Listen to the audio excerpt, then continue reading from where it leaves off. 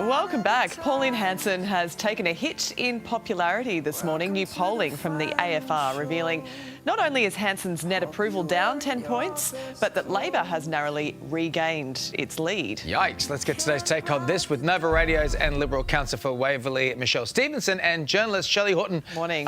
Good morning to both of you. Mish, what do you reckon this comes down to? Yeah. Do you think it's the press club address? Do you think it's just the sort of the gloss coming off a little bit? Yeah, I think it's everything. I think people are now just starting to see her for what she really is. I mean, I don't want to slag Pauline Hanson, but at the end of the day, this was a protest vote. People were disillusioned with what the government were offering, and unfortunately, the Liberal Party wasn't really giving them anywhere else to go. So Pauline Hanson was kind of it. But you know, when she makes mistakes such as monoculture and not understanding that, I mean, we were talking off air about. Then trying to redeem herself and likening it to the Socceroos and not really understanding that probably one of the most multicultural teams we have. But look, I think people are starting to see that there isn't a lot of substance beneath. What's interesting is in this press club address, while spruiking the merits of a monoculture, she used Paul Hogan as an example of, you know, a perfect Australian, basically. Yep. Paul Hogan has weighed in now, describing the senator as a pelican after she used him as that example of monoculture.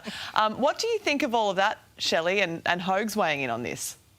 Look, you can't get more Australian than calling someone a pelican, so I think that's fantastic.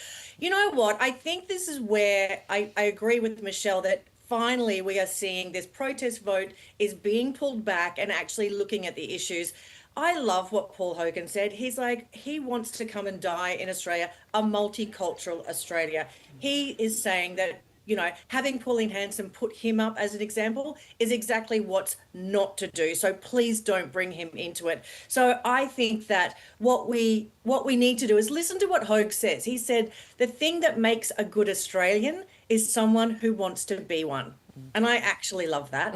That's exactly right. Look, let's move on, because also making news this morning, ABC's Four Corners has laid bare an alarming truth about CTE, revealing that 33 AFL players have been diagnosed with the degenerative brain disease. Now, prior to this report, there'd only been 5 known cases. So, Michelle, I got to say, I mean, I was taking my son out to AFL on the weekend. Yeah. This is something that I think that we need to discuss more in that sport. Absolutely. Because I think that a lot of parents would be concerned and want to be aware of it. But this is very shocking to have this huge disparity. Yeah, very shocking. And also, you know, the links between CTE and mental health. And we've seen it time and time again, particularly with AFL players, strong mental health issues, high rates of suicide. And I think that if we are now trying to track these changes, it's very important that we now use this information to our benefit. We have, I think, for a long time associated CTE more with rugby league, rugby union, not necessarily the AFL, not to the same extent anyway. But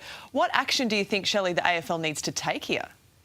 I think we need to recognise that this is a much bigger problem than we expected. You do look at rugby league and expect that head-on-head tackle to be more prevalent. But what we need to do is take this information now and make some changes. So that's really being strong on the concussion rule, making sure that you are protecting players, because now we know this is actually risking their lives. So it's more important that we protect the players than we have a win. Yeah, there'll be families all over the country taking great interest in that report tonight.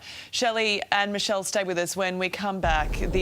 Welcome back. Between the first dance and the bouquet toss, modern brides have long been ditching divisive traditions that more recently being given away is also up for debate. Shelley and Michelle are back to discuss this. Shelley, I'm going to go to you first. I didn't know some of these were divisive, but some say women are saying having their father walk them down the aisle and giving them away. That's outdated, which I understand the sort of the idea behind that.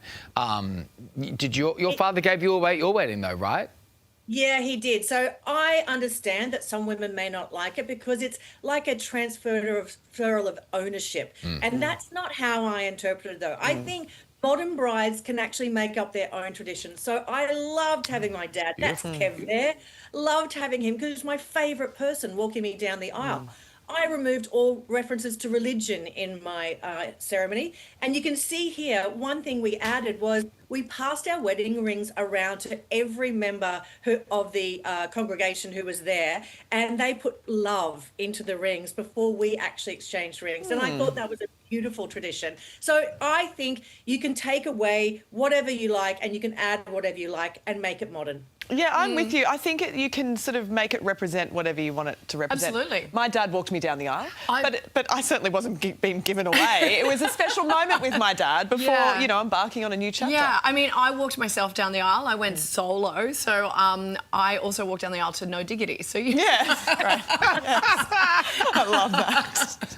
And then also we did this whole thing where we had everyone's names in a bag and someone got to do a surprise speech. Oh, that's amazing. So you never, all of our That's friends were like stressful. there on tenterhooks going. Surprise speech is hilarious. Surprise speech, and it actually ended up being the best speech of the night. That's a way to curb drinking early in the day. We kept everyone under wraps. And then afterwards, of course, the tequila came out and it was a great time in Byron. But I love that you can add and take away whatever you want. Yeah. But I agree, like, do whatever makes you feel good. We made sure that we took out religion as well. We wanted to, give a shout out to our LGBTQI community as well. So look, I think it's all about what you want to do and what makes you happy. Good for you guys. I mean, we were super religious in mine and Lisa's relationship, and I did exchange her for 40 sheep. So we kept it really strict. I mean, you really could Seems like a fair trade. It was a really great at trade that for me wedding. I and for remember her that. family. You could have bargained. Thank you Thanks, both. team. Have a great Good day. to see you both. All right, still to come on Today Extra. Foster